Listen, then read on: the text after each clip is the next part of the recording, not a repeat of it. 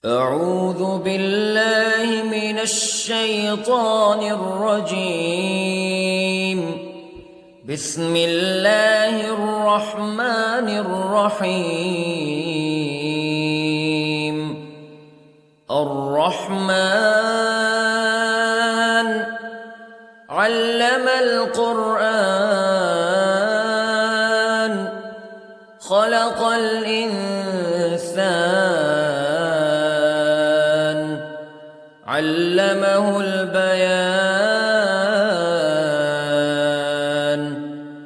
الشمس والقمر بحسبان والنجم والشجر يسجدان والسماء رفعها ووضع الميزان ألا تطغوا في الميزان وأقيموا الوزن بالقسط ولا تخسروا الميزان. والأرض وضعها للأنام فيها فاكهة والنخل ذات الأكمام والحب ذو العصف والريحان فبأي آلاء ربكما تكذبان. خلق الإنسان من صلصال كالفخار وخلق الجان من مارج من نار فبأي آلاء ربكما تكذبان. رب المشرقين ورب المغربين فبأي آلاء ربكما تكذبان. مرج البحرين يلتقيان بينهما برزخ لا يبغيان فبأي آلاء ربكما تكذبان. يخرج منهما اللؤلؤ والمرجان فبأي آلاء ربكما تكذبان.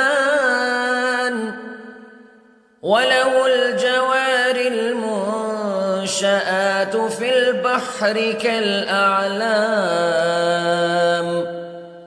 فبأي آلاء ربكما تكذبان. كل من عليها فان ويبقى وجه ربك ذو الجلال والإكرام فبأي آلاء ربكما تكذبان.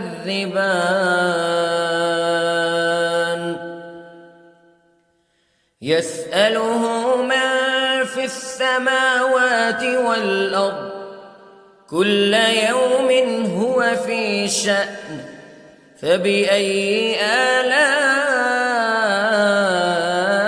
ربكما تكذبان. سنفرغ لكم أيها الثقلان فبأي آلاء ربكما تكذبان.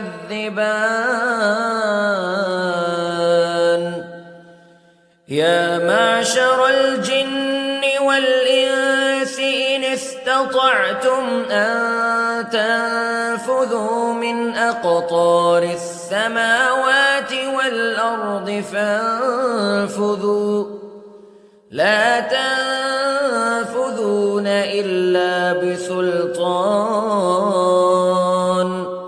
فبأي آلاء ربكما تكذبان يرسل عليكما شواظ من نار ونحاس فلا تنتصران فبأي آلاء ربكما تكذبان فإذا انشقت السماء فكانت وردة كالدهان فبأي آلاء ربكما تكذبان فيومئذ لا يسأل عن ذنبه إنس ولا جان فبأي آلاء ربكما تكذبان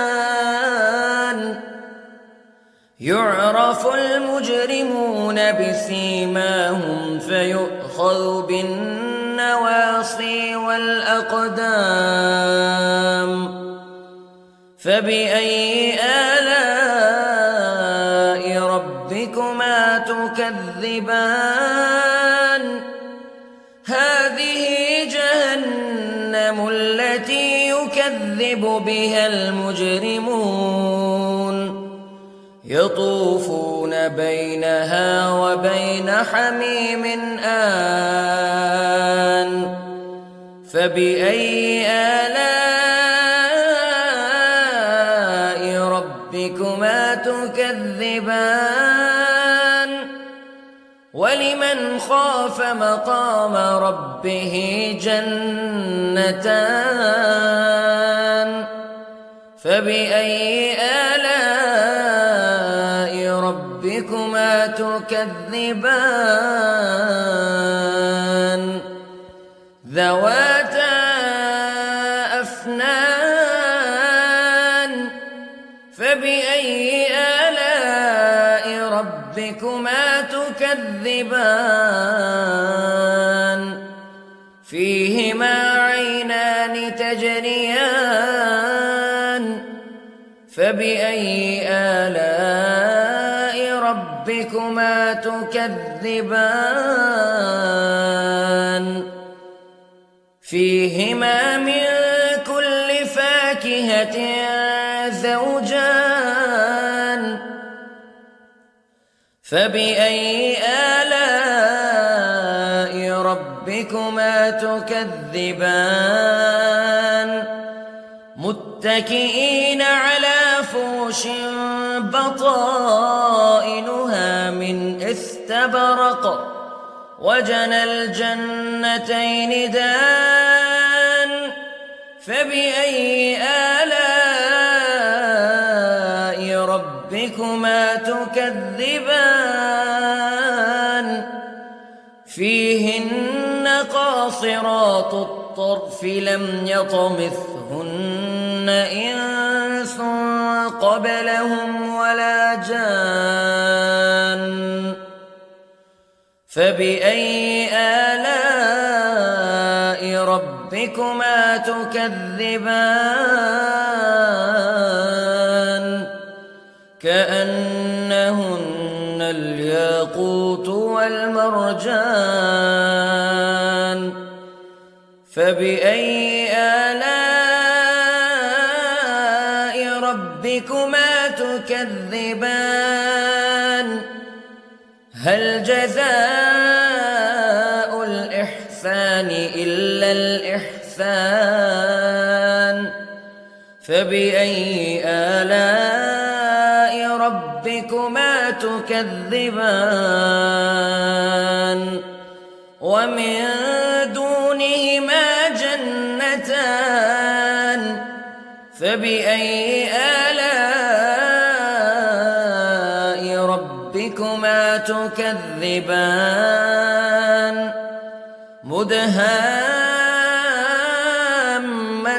مدهامتان فبأي آلاء ربكما تكذبان فيهما عينان نضاختان فبأي آلاء ربكما تكذبان فيهما فاكهة ونخل ورمان فبأي آلاء ربكما تكذبان فيهن خيرات حسان فبأي آلاء ربكما تكذبان حور مقصورات في الخيام فبأي آلاء ربكما تكذبان لم يطمثهن إنس قبلهم ولا جان فبأي آلاء ربكما تكذبان متكئين على رفرف خضر وعبقري حسان فبأي آلاء ربكما تكذبان تبارك اسم ربك ذي الجلال والإكرام